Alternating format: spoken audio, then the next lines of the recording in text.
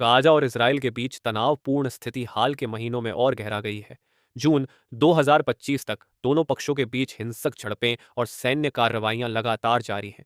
Israeli सेना ने Gaza में हमास के ठिकानों पर व्यापक बमबारी की है, जिसके जवाब में हमास ने भी रॉकेट हमले किए हैं। गाजा के स्वास्थ्य मंत्रालय के अनुसार हाल के हमलों में सैकड़ों लोग मारे गए हैं, जिनमें नागरिक और बच्चे भी शामिल हैं। इसराइल का कहना है कि उनके हमले आतंकवादी संगठनों को निशाना बनाने के लिए हैं, लेकिन संयुक्त राष्ट्र और अन्य संगठनों ने नागरिक हताहतों पर चिंता जताई है। खास तौर पर गाजा में सहायता वितरण केंद्रों पर हुए हमलों में कई लोगों की मौत ने अंतर्राष्ट्रीय समुदाय का ध्यान खींचा है। संयुक्त राष्ट्र महासचिव ने इन हमलों को मानवीय संकट को और गहराने वाला बताया है। हाल ही में इसराइल ने गाजा पर पूर्ण नियंत्रण की योजना बनाई है, जैसा कि प्रधानमंत्री बेंजामिन नेतन्याहू की अध्यक्षता में स्वीकृत प्रस्ताव से पता चलता है। नेतन्याहू ने कहा है कि हमास को पूरी तरह खत्म करना और बंधकों की रिहाई सुनिश्चित करना उनकी प्राथमिकता है। दूसरी ओर हमास ने दावा किया है कि उसने इसराइली हमलों के बावजूद अपनी स्थिति मजबूत रखी है। कुछ रिपोर्ट्स के अनुसार हमास और हिजबुल्लाह जैसे संगठनों को बाहरी समर्थन मिल रहा है, जिससे उनकी ताकत बढ़ी है।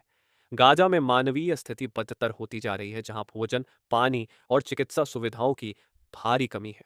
संयुक्त राष्ट्र ने चेतावनी दी है कि यदि सहायता तुरंत नहीं पहुंची तो हजारों लोग भुखमरी और बीमारियों का शिकार हो सकते हैं। इसके अलावा क्षेत्रीय तनाव में ईरान और इसराइल के बीच हाल के संघर्ष ने भी गाजा की स्थिति को प्रभावित किया है।